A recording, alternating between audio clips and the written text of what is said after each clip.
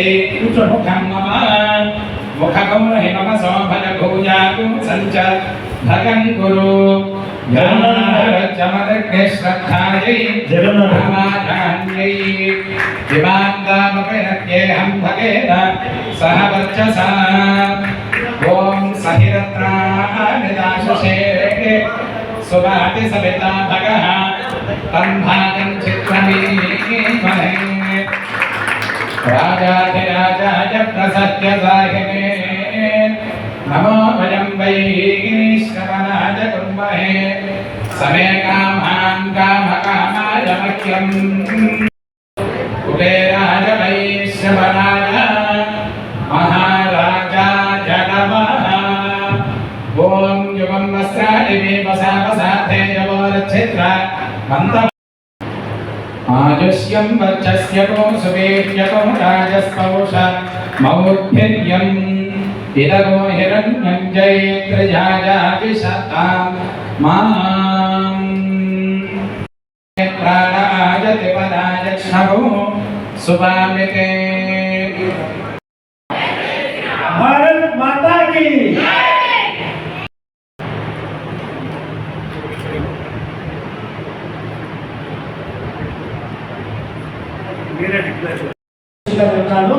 మా యొక్క సంస్థ ద్వారా వారికి అట్లాగే మా భవానీ శంకర్ గారు రాజమండ్రి నుంచి విక్కబోలు దగ్గర నుంచి ప్రత్యేకంగా ఈ సభల కోసమే వచ్చారు.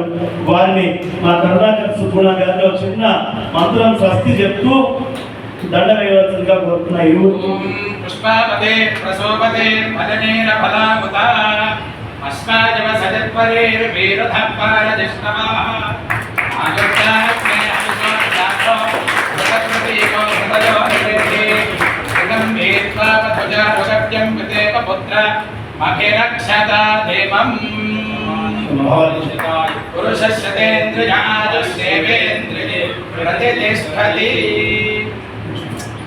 అమ్మా తప్పుడు మాటలు మాట్లాడేవాడని ఖండించాలి. ఈ అంశం మాట్లాడమని కామెంట్స్ చేస్తూ ఉంటారు. వాటిని కొంచెం ప్రస్తావన చేస్తూ ఉంటాను. ఒకసారి ఒక పాస్టర్ అన్నాడు,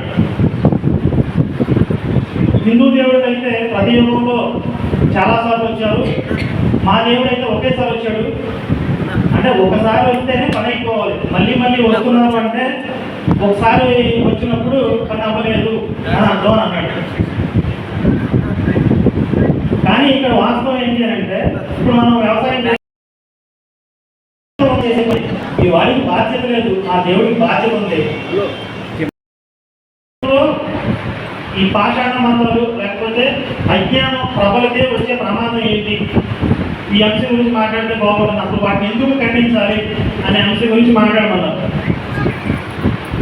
ఇప్పుడు కరోనా వైరస్ యొక్క దుష్పరిణామాలు ఏంటి, దుష్ఫలితాలు ఏంటంటే చాలా మందికి తెలుసు. అలాగే ఈ పాషాణ మంత్రాల యొక్క ప్రభావం, దుష్ఫలితాలు ఏంటంటే అందరికీ తెలియకపోవచ్చు, కొంతమందికి తెలుసు. సరే, నేను కొన్ని విషయాలు చెప్పే ప్రయత్నం చేస్తాను.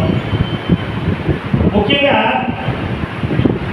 ఈ పాషాణ మతాలని అజ్ఞానాన్ని ఖండించకపోతే వచ్చే ప్రమాదం ఏంటంటే అల్పజ్ఞానం, అల్పత్వం పెరిగిపోతుంది. వీళ్ళే అర్ధ పండితులే మేము మహాపండితులు అని చెప్పి గర్వంతో విరమీకిపోయే పరిస్థితి వస్తుంది. వీళ్ళ పాండిత్యం ఎలా ఉంటుందంటే సర్వే జన సుఖినో భవంతు అన్నారు అనుకోండి.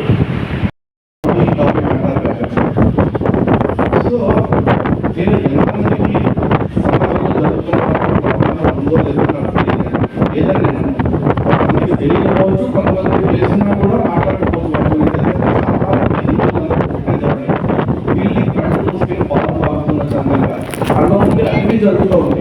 కానీ మనం బయటికి రావాల్సి వస్తుందేమో అని చెప్పేసి ఆ జోన్ నుంచి బయటికి రావాల్సి వస్తుంది. లేక కళ్ళు మూసుకుని ఎంత సినిమా చెప్పారు కదా, అలానే దాపురించున్నాయి, సనాతన ధర్మాన్ని దాపురించున్నాయి. అటువంటి వాటన్నిటిని ఎదుర్కోవడానికి ఆ రోజు ఈ రోజు ఒకటే దారి శంకర భగవద్పాదులు గారు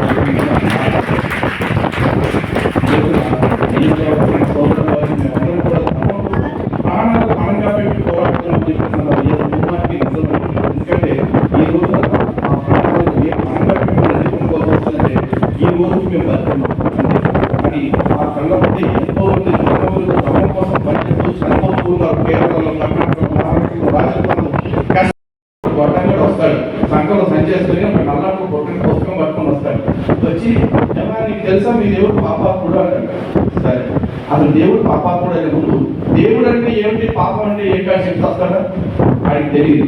వాడి గ్రంథం ప్రకారం వాడి పాపం అంటే ఏంటంటే ఆజ్ఞాతిక్రమణ మాత్రమే పాపం. ఆ ఆజ్ఞాతిక్రమణలు ఎట్లా ఉంటాయంటే వాడి దేవుడు విచారణ చేసుకున్నాడు, రాళ్ళతో కొట్టి చంపమన్నాడు. వీడు కొట్టి చంపితే అది పుణ్యం, వాడు చంపమంటాడు పాపాత్ముడి కింద లెక్క. కానీ తర్వాత దేవుడు కొడుకుగా చెప్పుకున్నప్పుడు వచ్చి అదే పాపం చేస్తే ఆ చేసిన కాబట్టి కరెక్టే అని సరిపెట్టుకునేంత దౌర్భాగ్య స్థితిలో ఆ మతాలు ఉంది. కానీ సనాతన ధర్మంలో పాపమైన పుణ్యమైన రాముడికి ఒక పాపం, రావణాసురుడికి ఇంకొక పాపం లేదండి.